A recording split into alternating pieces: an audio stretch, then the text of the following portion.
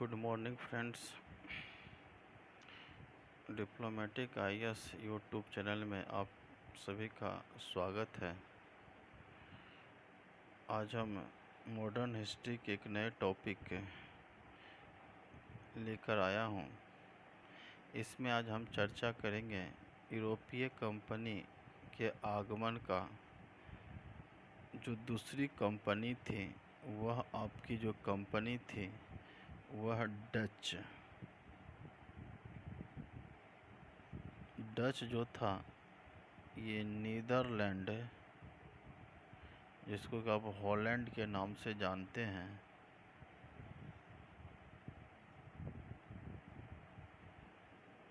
Company थी।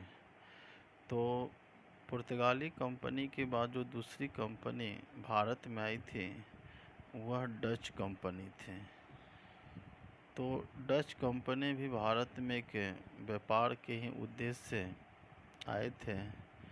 तो इसमें थोड़ा सा जानिएगा कि जैसे डच कंपनी है इसका गठन कैसे हुआ, डच कंपनी का गठन कैसे हुआ। फिर जब ये भी कंपनी क्या करती थी, कुछ आयात निर्यात करते होंगे, जो मोटा मोटी हमें थोड़ा सा समझना है। फिर देखिएगा कोई भी व्यापारिक कंपनियां होती है उसकी अपनी कुछ न कुछ नीति होती है। तो हम जानेंगे कि डचों की नीति क्या थी, उसके बारे में थोड़ा सा हम समझने की कोशिश करेंगे।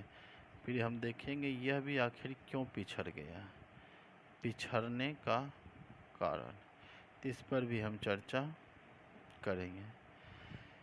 तो देखिए तो अगर हम इसकी गठन की बात करें तो इस कंपनी का देखिएगा जो गठन हुआ था वह 1602 ईस्वी में डच ईस्ट इंडिया कंपनी की स्थापना की गई। ठीक है, तो इसको 1602 ईस्वी में डच ईस्ट इंडिया कंपनी की स्थापना की गई थी। और इसके देखिए देख रेख के लिए देखिएगा 17 सदस्यीय बोर्ड का गठन किया गया। और डच सरकार का कंपनी पर नियंत्रण था और ये एक तरह से सरकार का इस पर काफ़ी ज़्यादा नियंत्रण था। और कंपनी द्वारा की जाने वाली संधियों डच सरकार के नाम से की जाती थी। यानी जब मानिए कि यह जब सरकारी कंपनी है और ये नीदरलैंड के पार्लियामेंट में यह कंपनी की स्थापना हुआ था। ठीक है तो इसमें 17 सदस्यीय बोर्ड था। इसका कोई भी नीति बनाती थी या कोई भी संधि अगर ये कंपनी भारत में करती थी तो वह डच सरकार के नाम से की जाती थी।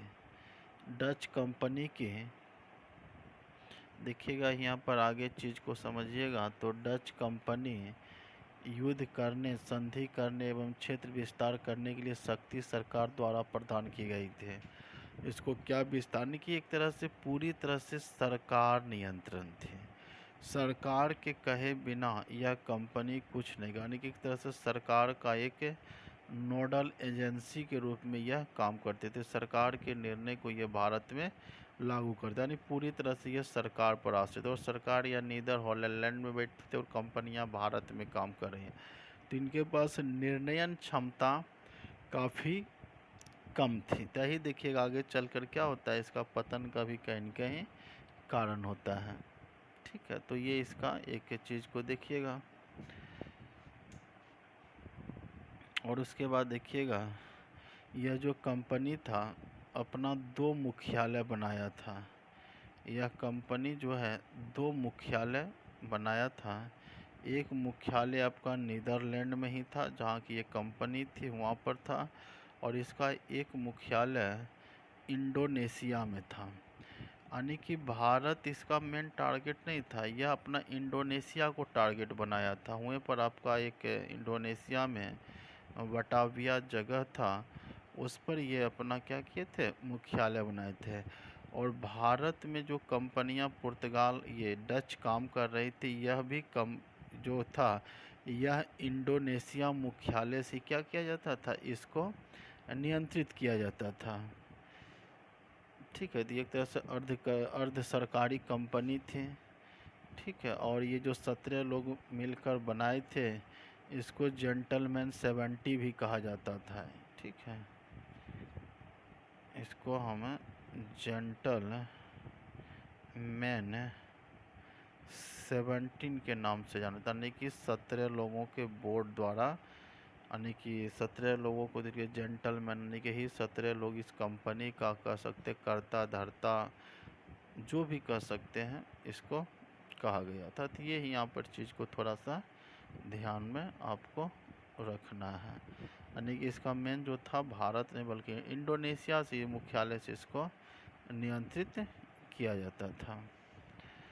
अब यहाँ देखिए, तो डच जो आए थे तो कुछ अपना फैक्ट्री, ठीक है, यानी कह सकते हैं डचों की भारत में फैक्ट्री, कुछ ये अपनी फैक्ट्रियां भी भारत में स्थापित की थे।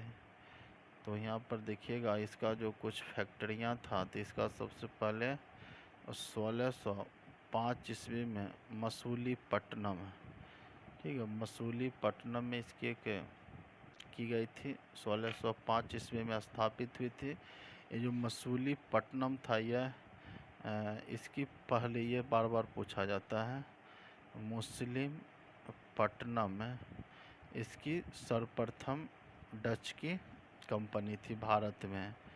उसके बाद देखिएगा धीरे धीरे पुलिकॉट, बालासोर, चिंसोरा, सूरत, आगरा आदि स्थानों पर अनेक फैक्ट्रियां क्या किया था, ये आपका स्थापित किया था। ठीक है, जैसे सूरत में ही आप देखिएगा, ये आपका सूरत में भी स्थापना होता है। फिर यहाँ पर देखिएगा, ये कोचीन है, कोचीन में भी स्थापना होता है। यहाँ पर पुलिकट झील आप सुने होंगे, पुलिकट झील आपको साइंस एंड टेक्नोलॉजी में भी बात किए होंगे। फिर आगे चल देखिए, यहाँ पर बालासोर, फिर आगे देखिए चिंसोरा, ये सब इसकी क्या थी, फैक्ट्री, इन सब क्षेत्रों में यह स्थापित किया था। तो कभी कभी सवाल यहाँ से भी आपसे पूछे जा सकते थे। फिर अगर हम यहाँ पर आयात निर्यात की बात करें, तो जानते हैं कि भारत में तो ही सूती कपड़ा है, रेशमी वस्त्र, धागा है, मसाले, नील, चीनी, सोडा आदि का ये सब क्या करते थे होंगे अर्थात। तो इसमें से देखिएगा, डच भारत से, डच जो होते थे भारत से सूती, रेशमी वस्त्र, धागा, मसाले, नील, अफीम, चीनी, सोडा, ठीक है, तो ये सब चीज़ों वस्तुओं को ये यहाँ से ले जाते थे, और उसके बदले वे दे ही क्या सकते थे भारत को। ठीक है, वहाँ से लेकर आते थे, सोना लेकर आते थे, चांदी लेकर आते थे, कांच लेकर आते थे, ठीक है, तो ऊन लेकर आते थे आदि भारत लाते थे। यानी कि यहाँ पर जो पुर्तगाल थे सिर्फ सोना चांदी, लेकिन इसके अलावा ये कुछ वस्तु भी नीदरलैंड से लेकर आते थे और भारत में बेचते थे, और भारत से बहुत सारे चीज़ों को, जैसे ये सब अफीम हो गया, चीनी हो गया, खरीद कर ले जाते थे। तो ये इनका क्या था, आयात निर्यात का साधन था। अगर हम बात करें डचों की नीति के बारे में, तो डच का भी नीति क्या था, अगर यहाँ पर हम डचों की नीति के बारे में बात करें, तो इनका जो नीति था काफ़ी उदार नीति था। ठीक है, और ये देखिएगा कि ये भारतीयों से हमेशा ये मित्रता भरा यह संबंध रखते थे, कायम किए थे। ठीक है, तो ये सब चीज़ को थोड़ा सा आपको देखना है, यानी कि एक तरह से मित्रता व्यवहार था। तो यहाँ पर देखिएगा कुछ अगर पॉइंट लिखिएगा तो लिखिएगा डचों ने जहाज़ों पर माल ढुलाई एवं दूसरे कार्यों में स्थानीय लोगों को रोजगार प्रदान किया। कासिम बाजार के डच फैक्ट्री में लगभग 3000 स्थानीय लोग कार्य करते थे। कार्यरत श्रमिकों को वे उचित पारिश्रमिक यानी मजदूरी देते थे। यानी कि यह अपने काम में देखिएगा यह स्थानीय लोगों को ज़्यादा जगह दिया था। तो अगर स्थानीय लोगों को किसी भी काम में इन्वॉल्व कर रहे हैं तो इसका मतलब है इनको स्थानीय लोगों से ज़्यादा बैर नहीं था, घृणा नहीं था, बल्कि वह एक व्यापारिक उद्देश्य से इन्हें भी और जिससे भी काम कराते थे तो उन्हें सही मजदूरी मिलती था। नहीं कि ये शोषण यहाँ पर ज़्यादा नहीं करते थे। नेक्स्ट में देखिएगा अगर दूसरी बात करें तो उन्होंने स्थानीय शिल्पियों को अग्रिम धनराशि देकर वस्तुओं की खरीदारी की, उनका शोषण नहीं किया। पुर्तगाली एवं अंग्रेज़ों की भांति व्यापार में शक्तियों का दुरुपयोग नहीं किया, बल्कि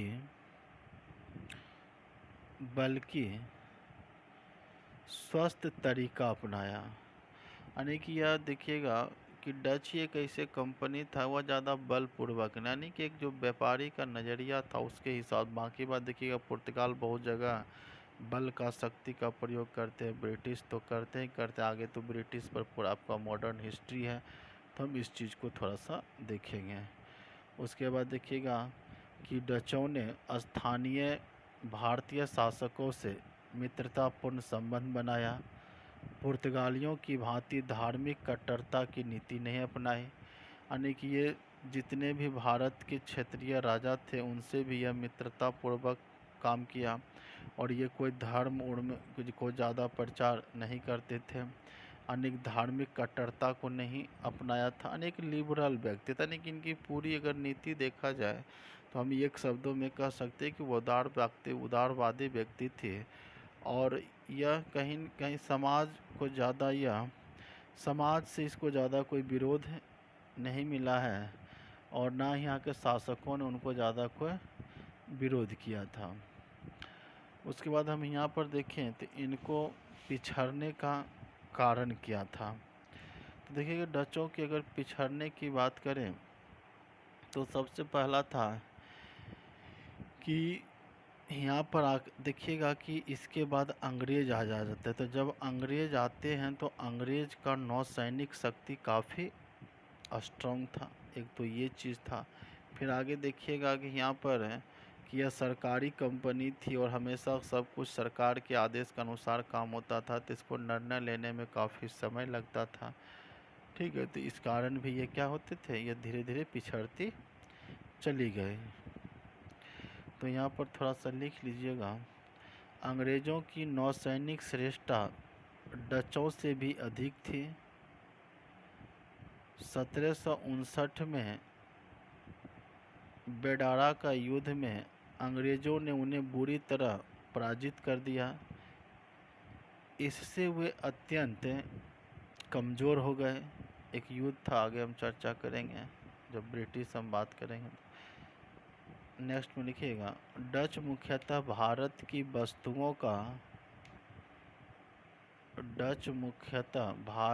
वस्तुओं का विदेशों में निर्यात करते थे। बाद में जब ईस्ट इंडिया कंपनी भी निर्यात व्यापार में शामिल हुई तो डचों का निर्यात घट गया। इनसे उनका व्यापार सिमटने लगा जिससे वे कमज़ोर हुए। यानी कि जो काम भारत से वस्तु लेकर बाहर भेजते थे, विदेशों में ले जाते थे, अब वह कम सारा कौन करने लगा, अंग्रेज करने लगा, जिसके कारण उसका व्यापार कमज़ोर होने लगा, आर्थिक रूप से मंदी आने लगी। यह भी कहीं न कहीं पिछड़ने का कारण था। नेक्स्ट में लिखिए, डचों ने भारत के साथ इंडोनेशिया को अपना मुख्य ठिकाना बनाया। दो स्थानों पर समान नियंत्रण करना कठिन था, क्योंकि नीदरलैंड एक जनसंख्या संसाधनों की देश था। तो यह भी कहीं न कहीं चीज़ को यहाँ पर दर्शाता है, क्योंकि अब दो दो जगह कर रहे हैं। अब नीदरलैंड में भी मुख्यालय है, यहाँ पर भी है। तो एक थोड़ा सा चीज़ है कि एक जो 17 लोगों का था, इसमें भी आपस में कोई कभी कभी गठ नहीं कह सकते हैं कि इसमें भी लोग दो गुटों में बट गए थे। इसके कारण भी निर्णयन में काफ़ी चीज़ को देखा गया था। ठीक है। और ये लोग जो एक और कारण था कि इनका खर्च ज़्यादा था और इनकम ज़्यादा, नहीं कि कहा जाता है खर्चालू टाइप के ज़्यादा व्यक्ति थे और इनकम इनके पास कम था। तो इसके कारण क्या हुआ, धीरे धीरे यह कंपनियां पिछड़ती चली गई और ब्रिटिश के और अंग्रेज़ी कंपनियां ईस्ट इंडिया कंपनी के सामने यह काफ़ी ख़त्म हो गई थी। ये भी कुछ थोड़ा सा आपको डच के बारे में जानना था, तो इसको थोड़ा सा देख लीजिएगा। ठीक है, तो फिर हम यहाँ पर जो नेक्स्ट यूरोपीय कंपनी है तो उसके बारे में हम थोड़ा सा फिर नेक्स्ट में हम थोड़ा सा डेनिश के बारे में भी चर्चा कर लेंगे, थोड़ा सा फ्रांसीसी के बारे में भी चर्चा कर लेंगे। और उसके बाद जब हम अंग्रेज कंपनियां को आए थे तो पहले, लेकिन हम इसको सबसे बाद में उठाएंगे, क्योंकि यहाँ से तो पूरा आपका मॉडर्न हिस्ट्री स्टार्ट होता है, इसी पर तो पूरा आपका मॉडर्न हिस्ट्री है।